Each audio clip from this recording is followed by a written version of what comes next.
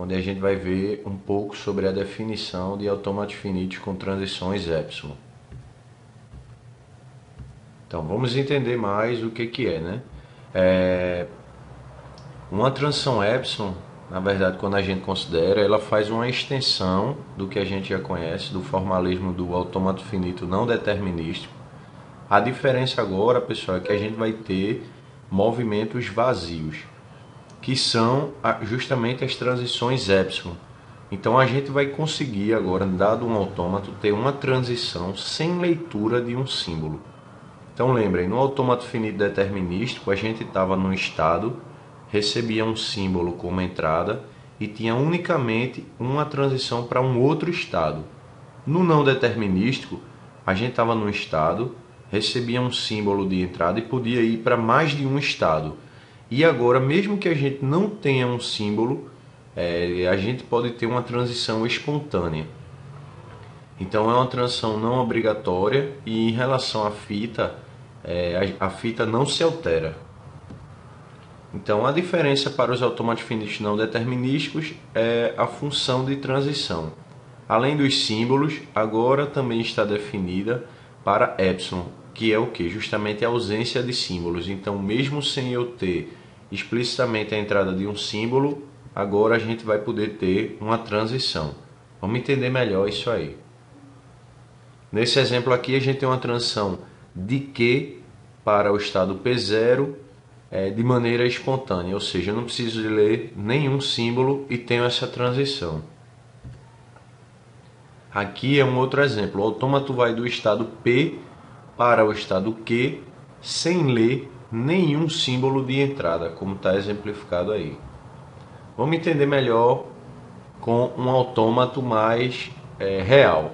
Então, esse autômato reconhece a soma de um inteiro positivo ou negativo com um valor decimal positivo. Então, vamos entender. Vamos tentar fazer a simulação desses caracteres, desses símbolos de entrada. Menos 12 mais 2,6. Então, o que acontece? A gente está no estado Q0. Quando a gente lê no caso, como a gente está vendo aí, a gente tem uma transição epsilon. Então, antes da leitura, a gente vai estar em Q0 e também vai estar em Q1. Por que a gente vai estar em Q1, pessoal? Porque a gente vai para Q1 se a gente tiver um símbolo menos, se a gente tiver um símbolo mais, mas a gente também vai se a gente não ler nenhum símbolo, como é o caso do epsilon.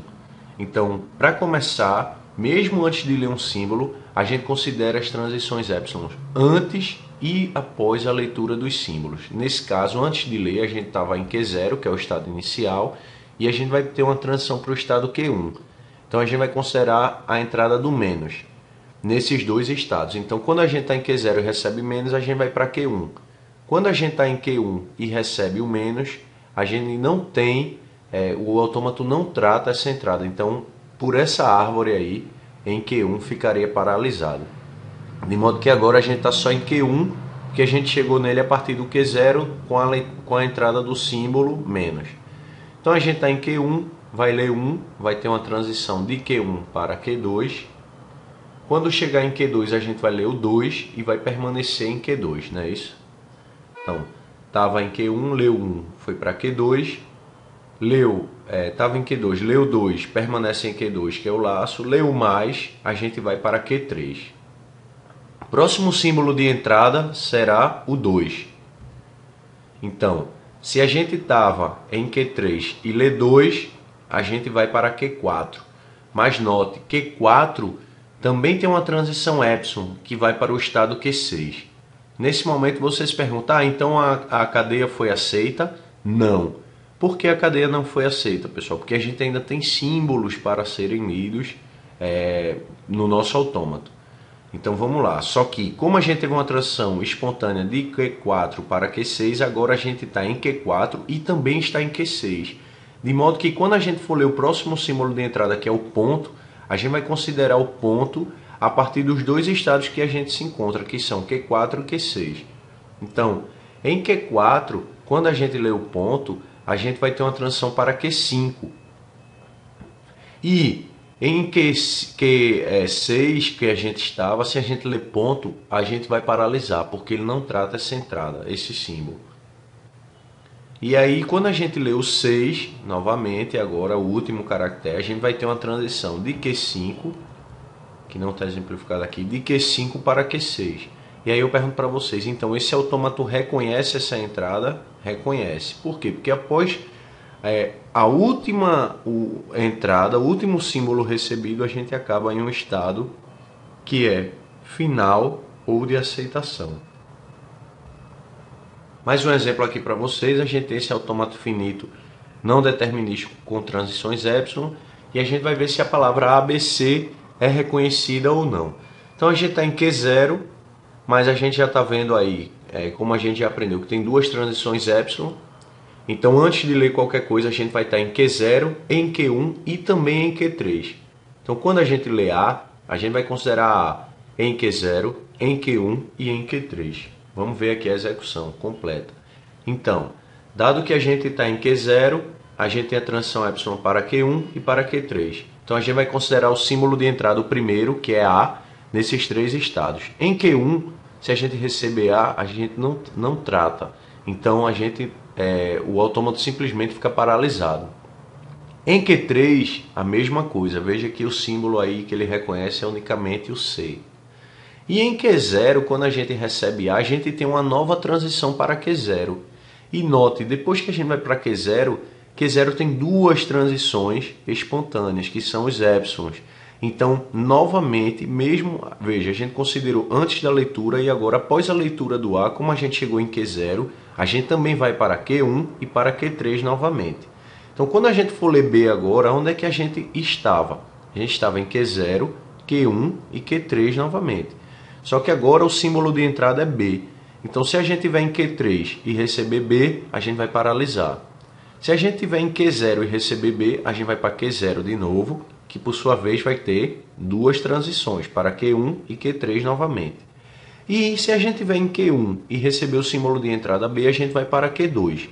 Nesse momento, notem que nós estamos no estado Q2, porque a gente teve a transição de Q1 para Q2, em Q1, Q0 e Q3 também. Por quê? Porque quando a gente estava em Q0 e recebeu B, a gente foi para Q0 e teve duas transições epsilon, uma para Q1 e uma para Q3. Mas nós temos ainda um terceiro símbolo a ser lido, que é o C.